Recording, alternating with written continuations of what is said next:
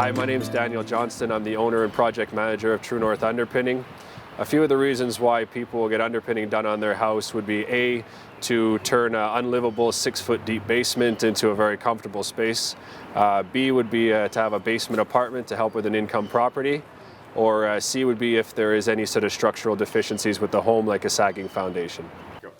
So you should not underpin your house without the work of a structural engineer on the project.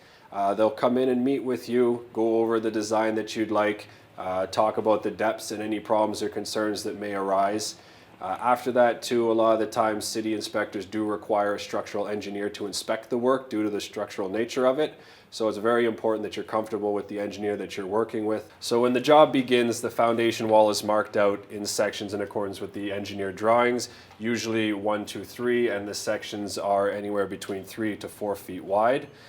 Once the sections are all marked out, all the earth is excavated from underneath the first sections all the way down to the desired depth, and the underside of the footing is cleaned of any debris.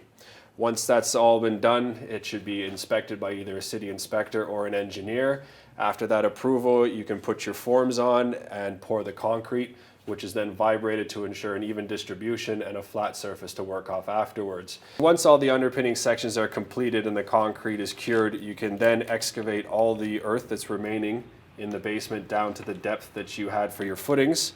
After that, you can install your waterproofing, gravel, and weeping tile, as well as updating your basement plumbing. And once all that's completed, you pour a new floor. So there's another approach to underpinning, which is called benching, which is used commonly on a party wall or a common wall where you do not have consent from your neighbor to excavate under their side of the foundation. Also, it can be used as well if an engineer deems that a foundation wall cannot actually be safely underpinned.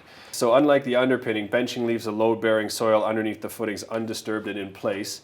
And what you do is you pour a concrete bench in front of it to encase that soil and leave it undisturbed.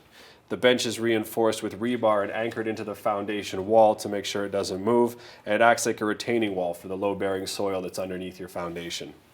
Once the benches are completed around the interior foundation, the soil can be removed, and then again you can install your waterproofing, weeping tile, gravel, update the drains, and pour a new floor.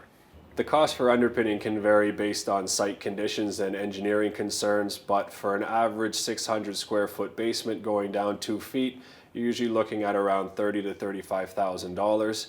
Benching is a cheaper option. It can be about 2/3 the cost of underpinning. However, you do lose the floor space that the benches take up. On top of that, extra costs for both jobs could be the cost of any sort of steel structure that needs to be done in the basement, plumbing, and waterproofing.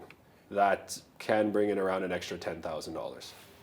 The most important thing when you're picking an underpinning contractor is experience. With all the different types of foundations and footings out there, it's important that the contractors work with more than just one type.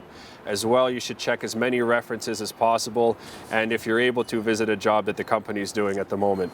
Also, insurance is extremely important and actually mandatory in the industry for underpinning, so the company that you're going to work with should be able to provide you with a certificate from their insurance broker stating your name and property as a policyholder.